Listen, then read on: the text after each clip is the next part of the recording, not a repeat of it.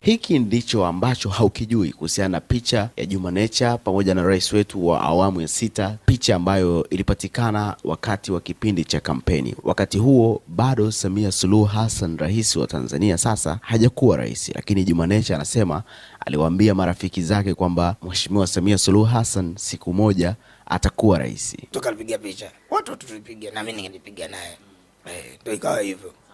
Na ni mtu wa namna gani ambao mlikuwa mkikaa naye? Ni mtu wa namna gani? Amewalika kwenye chakula, ni mwongeaji sana, mcheshi au yupo vipi? Hapana, yule mtu wa Mungu, yule yuko kwa Mungu sana na analipenda taifa lake. Sasa wao umeona kilichotokea.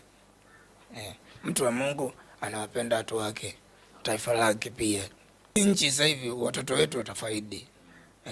Mama usimchukulie kama unavyomuona. Mpole, lakini maamuzi yake makubwa, kwa sababu anajua, anaelewa vizuri, na ndio maana ametafuta mataifa ya juu kusapoti nchi yetu sisi.